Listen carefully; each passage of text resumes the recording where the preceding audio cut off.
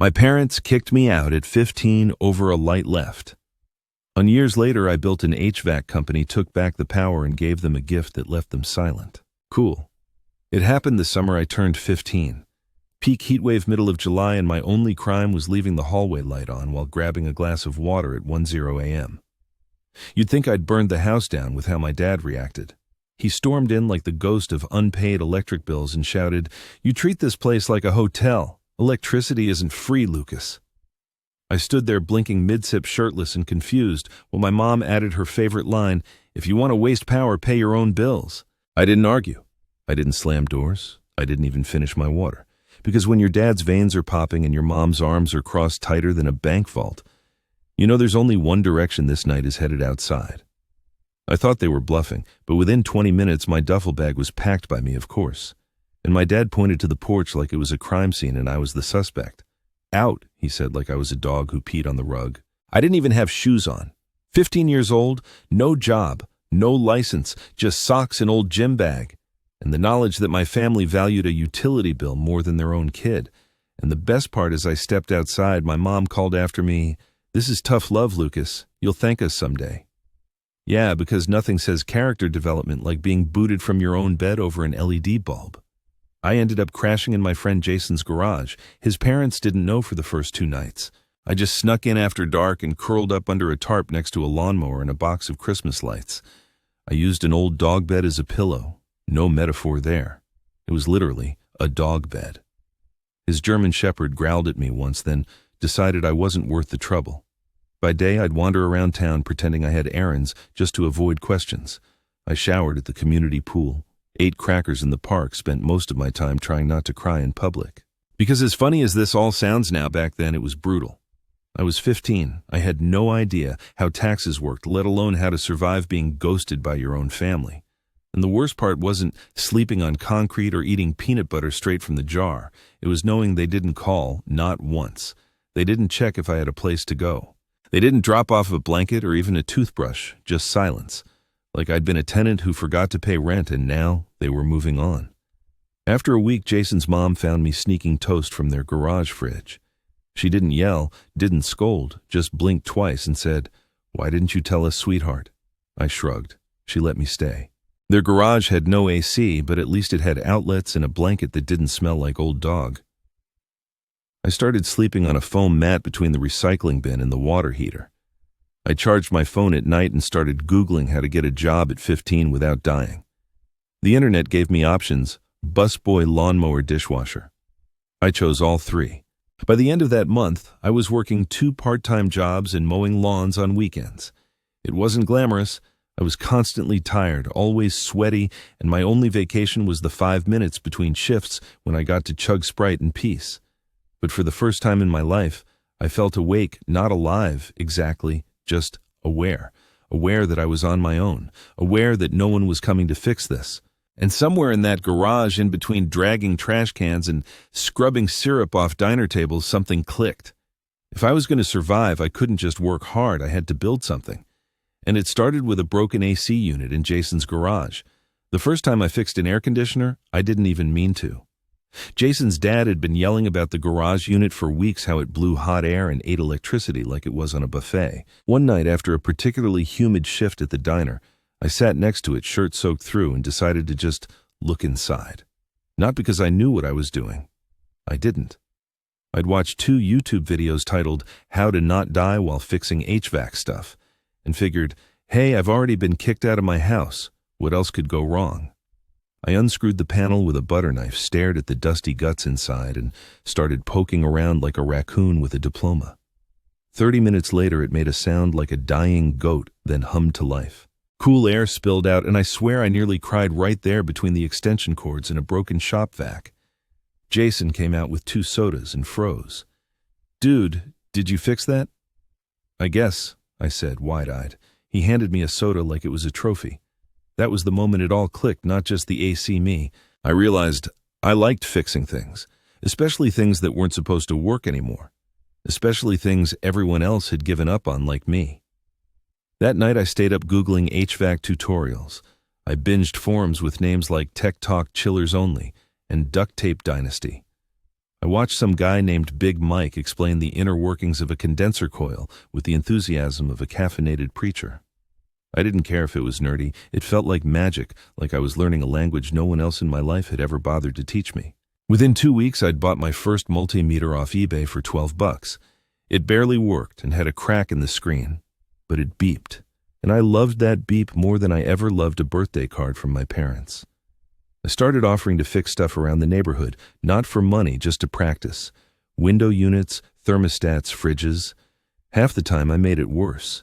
The other half they offered to pay me in cash or leftovers. One lady paid me in lasagna. I called it a win. By 17, I had a milk crate full of tools, a notebook full of troubleshooting codes, and a Craigslist ad that read, "Teen HVAC Tech, cheap, fast, not terrible." Shockingly, it worked. My first official job was at Mrs. Linetti's house. Her AC was blowing hot, and her grandson was getting cranky. I fixed it in 2 hours flat. She gave me $80 cash and a mango smoothie. I walked home like I'd won the lottery. That money went straight to a used tool bag and a new flashlight I named the flashlight Beamer. Beamer and I fixed 5 more units that month. Jason helped me design a logo. It was supposed to be a snowflake wearing sunglasses. It looked more like a confused spider, but we printed it on t-shirts anyway. I wore that thing like armor. Then came community college, not as a student. I was too young, too broke, and too busy. But I found an HVAC professor who let me sneak into the back of his class if I promised not to ask questions. He had a mustache you could store pencils in, and a voice that sounded like it had smoked 2 packs a day since the Nixon administration. I called him Professor Lungs. He called me Kid with Opinions. He never asked why I was there, never told me to leave, just tossed me an old manual and said, "If you can fix the lab unit without blowing it up, I'll give you the wiring diagrams." I fixed it twice. That winter, I passed my EPA Section 608 certification. I borrowed a suit jacket from Jason's closet and walked into the testing center like I belonged there. When the proctor handed me the results, Pass Universal, I almost kissed him. Instead, I bought myself a real lunch for the first time in months, burger fries, no regret. I wish I could say my parents called during any of this. They didn't. No, how are you? No, we miss you. Not even a sarcastic, "You still wasting electricity." They just vanished, which honestly helped because every time I wanted to quit, every time I felt like an imposter wearing someone else's work boots, I remembered that porch the way my dad pointed the way my mom didn't blink and the words I heard as the door slammed behind me. "You'll thank us someday." Well, someday was getting closer. You can't run a business with duct tape and dreams, I tried. At first, it was just me, Beamer the flashlight, and an old bike with one functioning gear. I'd strap the tool bag to the back with a bungee cord, pray it didn't fall into traffic, and pedal across town looking like a rogue garbage man on a mission. But word got out. Mrs. Linetti told her bridge group. Her bridge group told their church, and the next thing I knew, I had more requests than I could physically bike to. I even had a Yelp review written in all caps that just said, "He fixed the cold thing." 5 stars. Problem was, I was still juggling 2 jobs and sneaking into college classes between gigs. I was exhausted, broke, and wearing through sneakers faster than I could tape the soles. One night, after slipping on a patch of spilled coolant and face-planting into a stack of air filters, I sat in the garage, bleeding slightly, and decided this can't just be a hustle. It had to be a crew, but not just any crew. I wanted people like me, kids who had been told, "You're not worth investing in," who got kicked out, shut down, laughed at. I didn't want sympathy hires. I wanted survivors, people with dirt under their nails and fire behind their eyes. So I started recruiting. My first hire was Zeke, a guy I met in the diner kitchen who used to fix HVAC units in juvie. He was quiet, precise, and had an encyclopedic knowledge of fuses. He also cursed like a sailor, but only when the copper piping kinked. Next came D, short for Deandra, who could lift a condenser coil like it was a grocery bag. She once rewired an entire breaker box with her left hand while eating a granola bar with her right. I offered her a job on the spot. By the end of that year, we were 3 deep working out of a borrowed garage using clipboards stolen from a defunct tutoring center. I printed business cards at the library. They were crooked smudged and proudly stated, "LV Heating and Air, built from scratch, fixed with fire." We didn't have uniforms. We had matching hoodies I got from a thrift store and embroidered myself with an iron-on patch kit. Half of them peeled off in the dryer. I didn't care. We had no office, no receptionist. We had one toolbox, one extension ladder, and one shared Google Calendar that we updated religiously. But we had something better than polished reputation. Because when you show up early, fix the thing right the first time and actually listen to your clients. People remember we started getting commercial calls, small offices, bakeries, a gym that smelled like wet ambition. I had to buy a whiteboard just to keep track of invoices. Then came the van. It wasn't pretty. It was the color of sadness and had a dent in the side shaped like Florida, but it ran mostly. Zeke and I sanded it, painted it ourselves, and added our logo using adhesive decals that refused to stay level. It looked like a toddler had tried branding, but it was ours. One morning, while eating gas station breakfast sandwiches and watching the steam rise from the vents, I realized something. I wasn't just surviving anymore. We were building something. And with each bolt we tightened, each thermostat we calibrated. We weren't just fixing homes, we were fixing ourselves, proving quietly that we were worth more than the world had ever bet on us. Then, one day it happened. A guy from the local news called. He'd heard about a teen-led HVAC crew with a cult following and wanted to do a feature. I laughed so hard I choked on my iced coffee. I thought it was a prank. It wasn't. He came by, shot a segment, and aired it that Friday night right after the weather report. The headline, "Garage Grit Local Teen Builds HVAC Business from the Ground Up." My phone exploded. Jason texted, "Bro, you're literally on TV right now." My mom cried. The diner manager called and said I should think about going full-time. Zeke bumped me so hard I almost dropped a thermostat. And my parents, they didn't call, not that night, not the next day. But by Sunday morning, my name was trending in their Facebook circle, and suddenly they remembered I existed. The first time my mom messaged me in 2 years, it was because her coworker shared the news clip on Facebook. The message said, "So proud of you. We always knew you had it in you. Let's catch up soon." I stared at it for 10 minutes, trying to decide whether to laugh, scream, or just send back a photo of the garage floor I had slept on for months. Instead, I left it on red and went back to scrubbing melted duct tape off the van's dashboard. That same week, my dad, the same man who once shouted, "Electricity doesn't grow on trees," like it was Shakespeare, left me a voicemail, real calm, real practiced. "Lucas, hey buddy, heard about the company. That's impressive. Really proud. I think maybe it's time we sit down, talk man to man. Let's get dinner, my treat." He even added a chuckle at the end, like we were old pals catching up at a golf course instead of two people with a shared history of slammed doors and unpaid apologies. I didn't reply. I did, however, get invited to a business panel at the local community center, one of those entrepreneur success story things where they hand you a cheap mic and ask how you went from zero to HVAC hero. It was sponsored by the Chamber of Commerce, catered with sad cookies and weak coffee, but still, it was something. They asked me to speak on Sunday. 2 days before the event, I got an email subject line, "Special Guests Sunday Panel," and guess who was listed? Local business supporters, Mr. and Mrs. Roland Lucas's parents. I read it twice. They didn't ask me, didn't call, just RSVP'd like this was a PTA meeting and not my literal origin story. Zeke saw my face and asked what was up. I handed him my phone. He read the email, blinked, and muttered, "Welp, time to bring the petty." I smiled, not petty, just prepared. So I started collecting old diner pay stubs, the receipt from my EPA exam fee, the crumpled-up invoice from the thrift store where I bought our first work shirts, even the Craigslist printout of the $800 van with "Needs TLC" in the description. I put it all in a folder labeled "Proof I Did It Myself." Sunday came fast. I wore my cleanest hoodie, pressed my jeans, and even used real deodorant. Zeke said I looked like a respectable adult and then immediately asked if I was dying. The event was packed, small town packed, but still old teachers, former clients, one guy who once stiffed me on a payment but now wanted a selfie. And then I saw them, my parents' front row, mom in pearls, dad in khakis, smiles like mannequins in a showroom.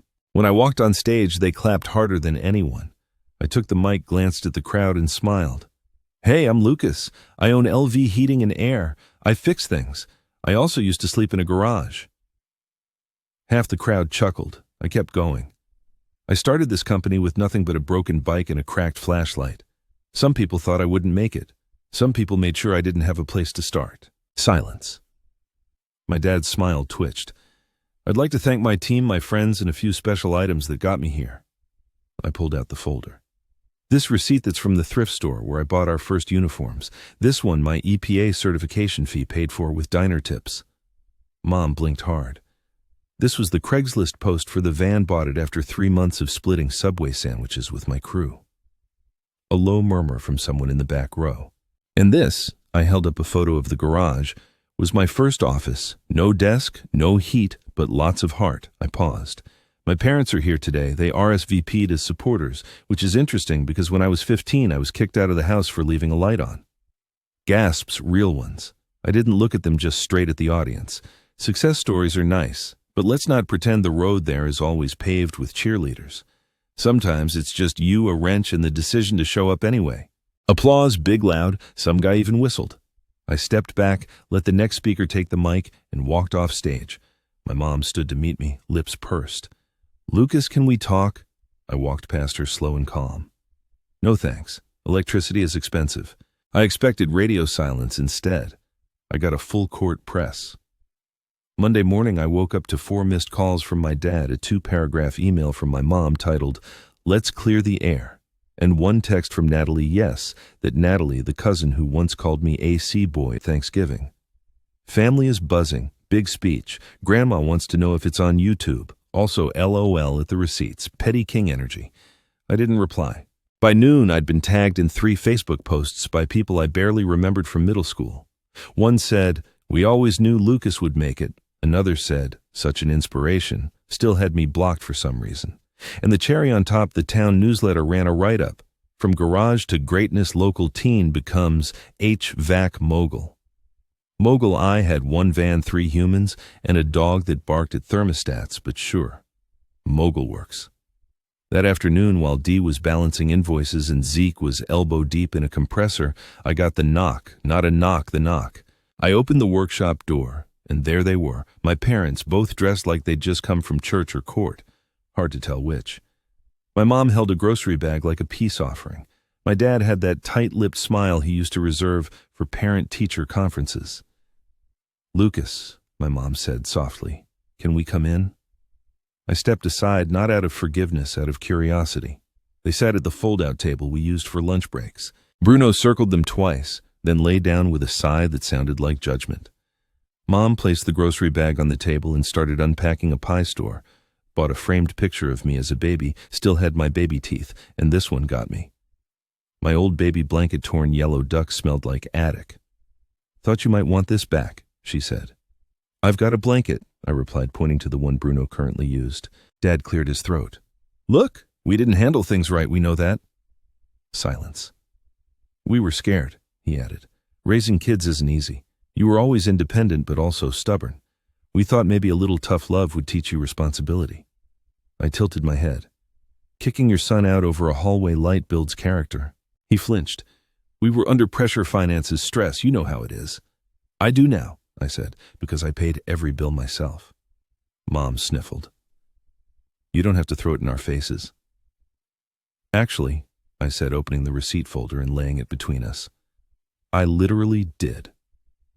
They both stared at the pile, pay stubs, invoices, student loan statements, all organized like a prosecutor's briefcase. "Why keep all this?" Dad asked. "Because I knew one day you'd try to take credit," he winced. Mom looked down. "We're not asking for anything." "Then why show up?" More silence then. "Because we didn't know," she said. "We didn't know you'd do all this, that you'd make something real, something respected." She looked around the garage at the tools, the whiteboard, the dusty HVAC parts stacked like trophies. "We're proud of you," she whispered. "We really are." It was almost believable, but here's the thing about pride, if it only shows up when the cameras do. It's not pride. It's PR. "You know what's funny?" I said. "You never once came to the diner when I worked 12-hour shifts, never asked how I was paying for school.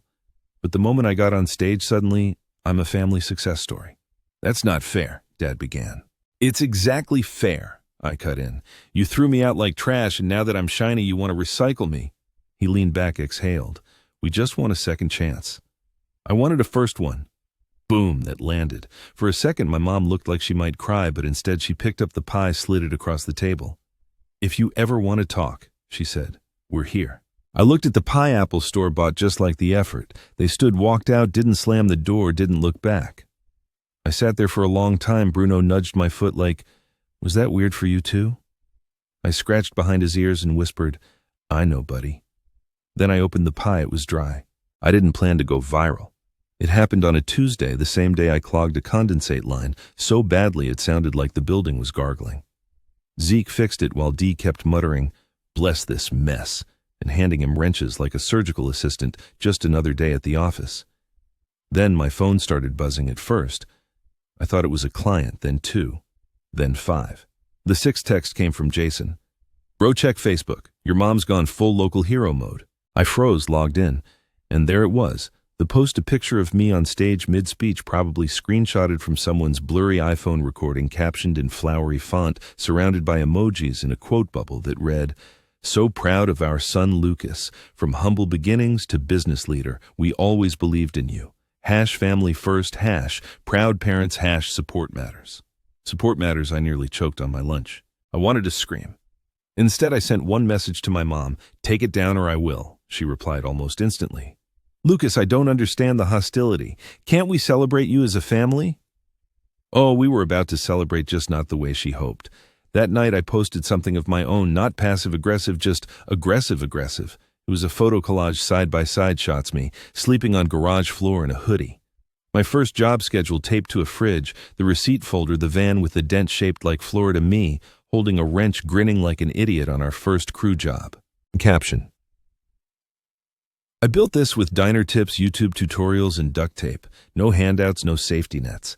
If you weren't there when I had nothing, don't rewrite the story now that I have something. #built not gifted. Within an hour it had 700 shares. By morning it hit 3,000. The comments were heated. Half the town applauded. Strangers from HVAC forums chimed in.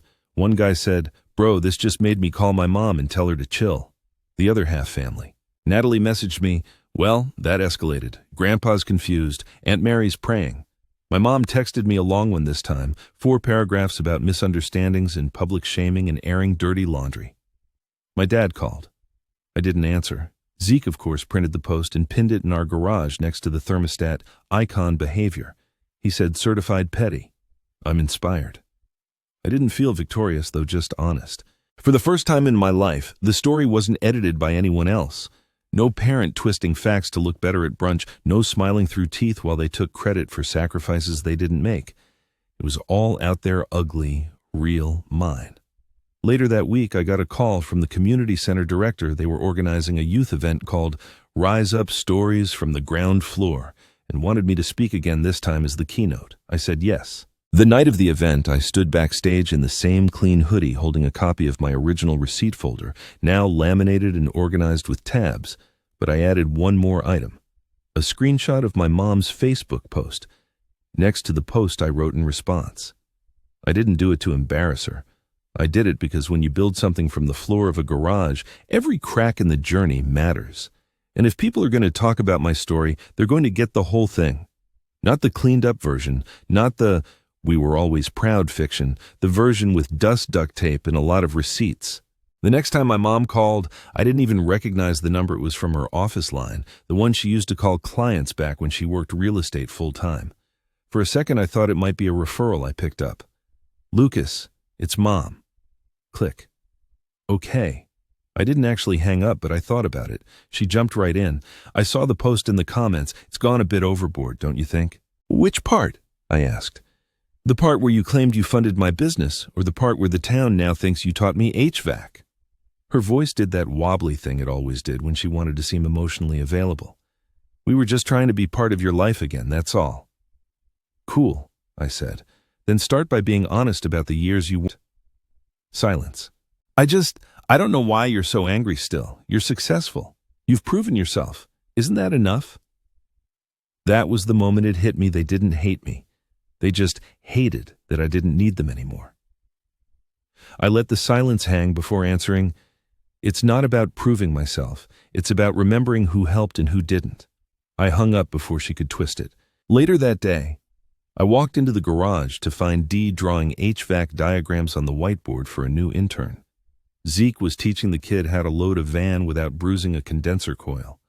This was my real family, people who showed up, people who stuck around, people who didn't throw you out over a power bill and then clap when the cameras turned on. I told them we were expanding. Zeke raised an eyebrow. You finally buying that second van? No, I said, grinning. We're getting a building. See, the community center had introduced me to a woman named Cheryl who ran a program for displaced youth. She was impressed by the business, the story, and the receipts, especially the laminated ones. She asked if I'd be interested in a partnership. She'd help secure a space if I trained kids from her program in HVAC basics. It was a no-brainer. We signed the lease a week later, a beat-up warehouse on the edge of town, rusty siding. Cracked concrete smelled like old popcorn and motor oil. We called it perfect. Zeke started painting the inside shades of blue and silver. D installed a full whiteboard wall. I brought in a couch from the thrift store and made it our break room. Bruno claimed it within minutes. We built a classroom in the back, hung a sign above the door that read, "Welcome to the furnace, we turn pressure into power." Corny, sure, but it worked.